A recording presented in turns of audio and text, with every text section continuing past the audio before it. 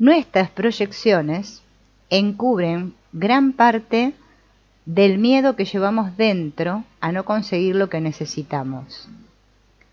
La persona que es objeto de nuestra proyección normalmente es la que desencadena nuestros miedos y expectativas de ser traicionados, controlados, malentendidos, abusados o abandonados.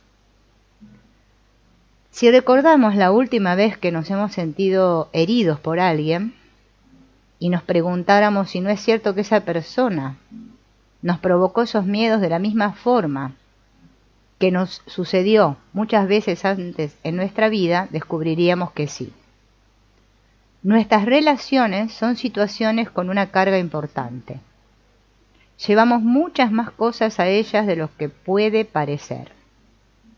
¿Y por qué sucede esto? Porque estamos buscando al padre y a la madre perfectos, y cada vez que buscamos a nuestro padre y a nuestra madre, eso es que idealizamos, nos decepcionamos una y otra vez.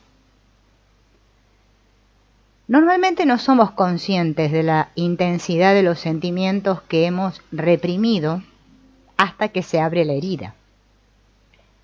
Así que una proyección es la reconstrucción de una situación del pasado. Gran parte de nuestra curación se produce cuando empezamos a ser capaces de distinguir el desencadenante de la fuente principal. Cuando otra persona reabre mi herida, cualquier herida, parece como que es la otra persona la que me está causando el dolor. Esa persona para mí es el problema. No pienso que son mis padres, sino esa persona. A menudo se provoca nuestra proyección porque esa persona que está ahora en nuestra vida comparte alguna de las características que tenía ese que nos hirió originalmente. Nuestra reacción al estímulo está fuera de proporción. Todas nuestras relaciones las comenzamos estando ya muy sensibles a que se nos trate como nos trataron cuando éramos niños. Puedo observar en mí mismo que en cuanto me siento controlado, reacciono, por ejemplo. No soy capaz de ver la realidad, sino que veo a cada persona que alguna vez intentó controlarme. Mi carga emocional se alimenta con la idea formada por experiencias de mi niñez de que en realidad nadie me comprende. El asunto es conseguir no perderse en la proyección, que es lo que nos sucede, nos perdemos en la proyección. Tal vez, sí, parece que nos están controlando, abusando o abandonando. O tal vez solo lo imaginamos. Tal vez sea un poco de ambas cosas, pero la otra persona se siente atrapada en nuestra proyección y siente que no ves en ella quien realmente es. Entonces esa otra persona se enfada y se aparta de nosotros. En este juego no hay, digamos, víctimas inocentes. Para jugar un juego siempre hacen falta dos. Así que estamos atrapados en proyecciones mutuas, ya sea con nuestra pareja, con nuestros amigos, con nuestro jefe. Ellas también tienen su parte en esto, pero cuando ambas personas en una relación pueden identificar los patrones y comenzar a hacerse responsables de su propia parte en el drama, es ahí cuando se produce la curación. Entonces podemos comenzar a ser responsables de los sentimientos en lugar de culpar a la otra persona por la ira o el dolor que estamos sintiendo. Por eso tenemos que investigar nuestra negación. Cuando algo está bloqueando nuestro corazón, a menudo lo que estorba es una proyección inconsciente por una o ambas partes que no se ha revelado y de la que no se ha hablado. Con frecuencia nuestra ira, nuestro dolor y sentimientos de traición con los demás provienen de nuestros deseos y necesidades, muchos de los cuales han sido negados y reprimidos. Mantenemos inconsciente nuestra proyección porque no queremos admitir y aceptar cuán necesitado realmente está nuestro niño interior, porque esta necesidad va en contra de lo que pensamos que es aceptable, agradable o espiritual. En el caso, por ejemplo, vamos a dar un ejemplo de una chica llamada Carla. Tiene la proyección inconsciente en su pareja de que él es el que proveerá y que se va a ocupar de ella. Esta actitud es contraria a su idea consciente de cómo quiere ella que sea su relación con un hombre, independiente y autosuficiente, pero su niña interior no se encontraba por allí cuando ella se hizo esta idea. Su niña deseaba que alguien cuide de ella. Si la enfrentáramos con su deseo de que la cuiden, ella lo va a negar, va a decir que no, que ella no quiere que la cuide. Pero cuando sus parejas se quedan cortas en su expectativa de que la traten como a una princesa, ella se enfada.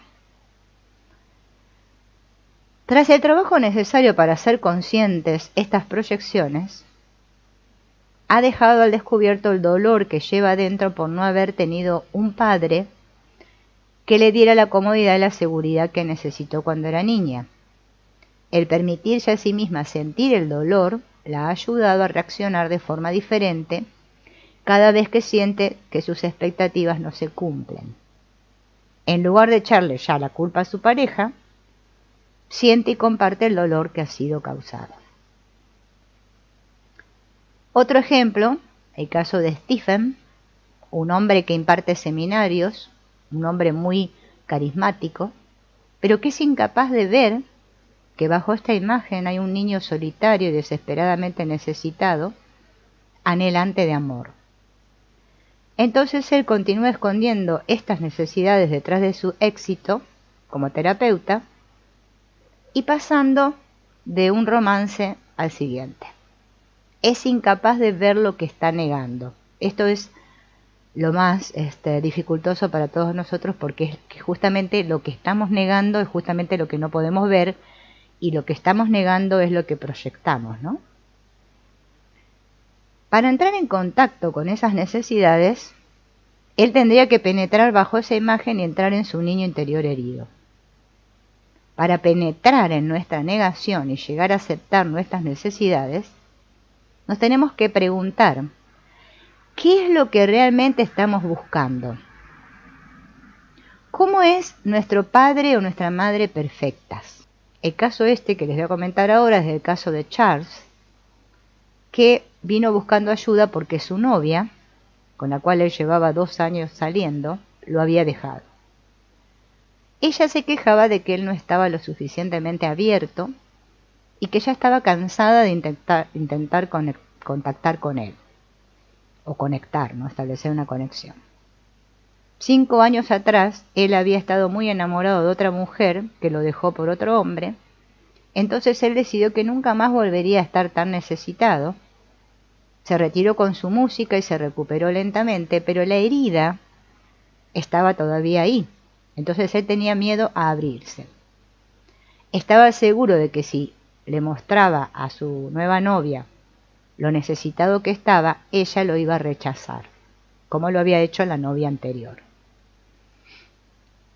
Así que nuestras necesidades no desaparecen porque finjamos ser fuertes. Si podemos abrazar a nuestro niño necesitado, empezaremos a sentir y aceptar la ansiedad, el miedo, el dolor, y volveremos de nuevo a ser nosotros mismos y vamos a obtener el amor de los demás. Lo importante es darnos cuenta que todos proyectamos. No es que la de la proyección es de algunos pocos aquí en el mundo. No, es de todos. Podemos no descubrir esto o seguir negando que proyectamos y quedarnos como fosilizados en patrones de proyección, o podemos usar la proyección para aprender y superarla, ¿no? Cuando comprendemos nuestras proyecciones, nuestras relaciones pueden llegar a convertirse en el compartir de nuestro silencio. Ahora, lo único que podemos hacer es desarrollar con compasión y más comprensión con respecto a ellas. Vamos a tratar de identificar, mediante algunos ejercicios que vamos a ver ahora, esto de las proyecciones. El primer ejercicio que vamos a ver hoy es el de identificar patrones repetitivos. Bien, primero vamos a investigar nuestras relaciones más importantes. Podemos ir con un papel y una lapicera apuntando. Las respuestas pueden ir poniendo directamente o si quieren copien la pregunta y le ponen la respuesta. Si yo me pongo a observar las relaciones que tengo en la actualidad, o puedo mirar las del pasado también, las relaciones que tuve, me doy cuenta, observo que en todas ellas me han tratado de forma parecida. Siendo honestos, ¿me han tratado en todas mis relaciones de forma parecida? Bien. Otra pregunta. ¿De qué forma he permitido que me abusaran, maltrataran o malentendieran? ¿De qué forma he permitido que me abusaran, maltrataran o malentendieran? ¿De qué forma he transigido?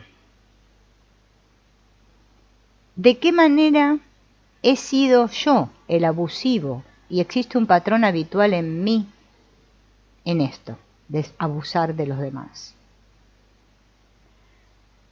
Mis parejas han tenido siempre la misma reacción una y otra vez y he reaccionado yo de la misma manera una y otra vez.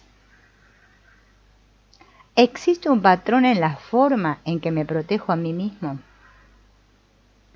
¿Cuáles son las ideas negativas sobre abrirse a alguien y sobre el amor que se reafirman en mí una y otra vez? Continuando con este ejercicio, vamos a explorar nuestras relaciones más importantes en la actualidad